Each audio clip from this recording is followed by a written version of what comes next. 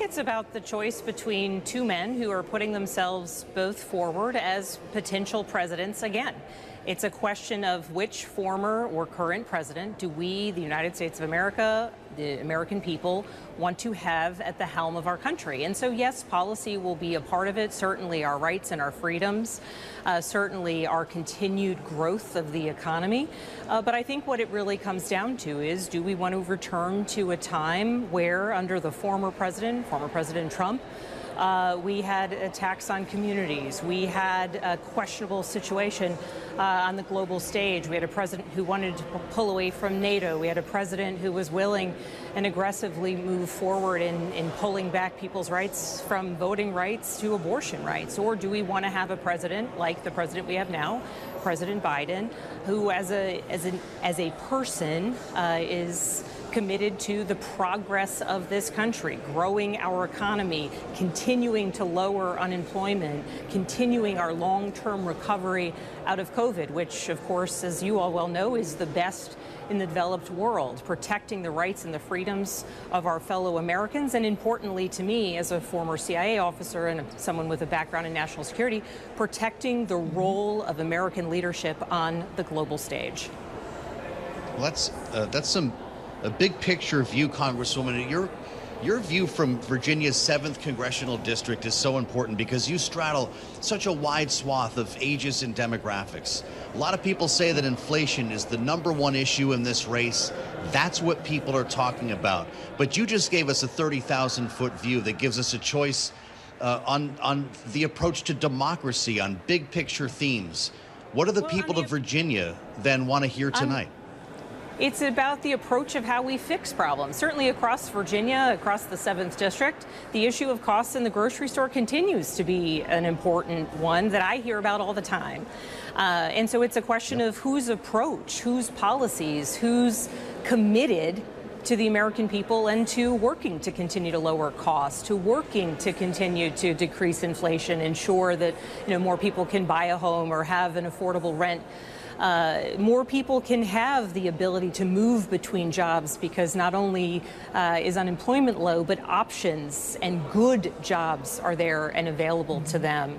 And notably, people can care about multiple things at one time. And so, yes, across the board, I hear about the issues of cost. I hear about the challenges, that people are facing in our economy. And, small business owners, low unemployment's good, but there's still challenges for small business owners trying to find workers, right? There's always, even when the news is good, there's challenges for some folks. And so the question becomes, what are the issues that are most important to voters? Certainly costs among them, but also it's about approach. It's about which president, and right now we have, a current and a former, is going to do the good work and the important work of moving us forward on the issues that matter to people. And certainly, we hear a lot of talk about issues of freedom, and particularly abortion rights and access to IVF and contraception, because across my district and across Virginia, there are many people who care about more than one thing. And so certainly we need a president in this 2024 election who is focused on addressing all of the concerns that people have, recognizing those that have the greatest immediacy, certainly, but also recognizing that, yes, part of this is about approach, how someone seeks to govern and how someone seeks to lead. Well, Congresswoman, you have brought up the issue of abortion rights a few times already in this conversation. We, of course, got news on that today from the Supreme Court, which at least for now is allowing emergency access to abortion to continue in Idaho, even if this ruling is more on procedural grounds than actually on the merits of the case. But this is now the second time, as we are at the end of this court's term, that they have ruled in favor of protecting, at least for the time being, abortion rights. How should that change Joe Biden's messaging around that issue tonight? Well, I think it's important to understand what the ruling or this discussion is actually even about. The question is about whether EMTALA, right, a law put in place under President Reagan to ensure that someone who walks into a hospital with a life-threatening illness would be able to get the health care access that they need.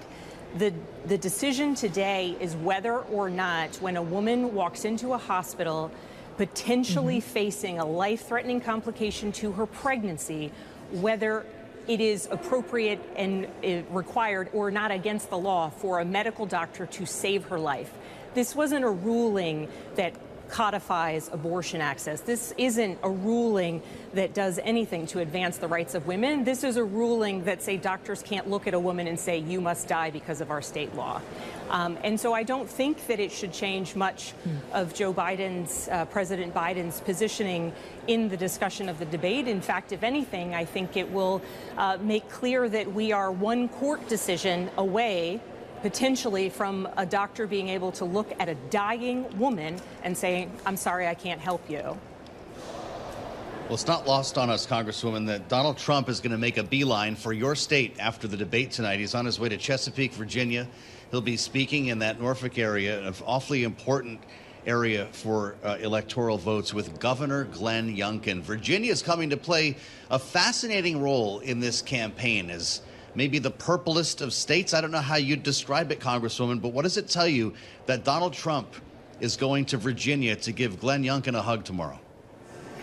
So I think Virginia is a wonderful place and everyone should visit. So I certainly don't fault the former president to wanting to come to our great Commonwealth. But notably, more of the question is why it is that our governor, who has previously never welcomed the president and in fact left the state the last time President Trump came to Virginia, is now going to be there to, as you say, give him a hug. Well, Congresswoman, it, though, just speaks more widely to this idea that the Trump campaign has been espousing, that polling suggests they are competitive in the state of Virginia. They actually think that they could win it. Does Joe Biden need to be spending more time there himself? Should he add a list to the swing states he has been visiting frequently since Super Tuesday? So President Biden spends a fair amount of time in Virginia. He was in Virginia just maybe the month before last. Certainly, we have an incredible team on the ground working for the Biden campaign. And, certainly our own Senator Tim Kaine is up for re-election this year and barnstorming across the state, as are so many of our elected folks working in roles as surrogates. So I certainly welcome President Biden to come to Virginia, but Virginia is not going to go for former President Trump in this election. I feel quite certain saying that.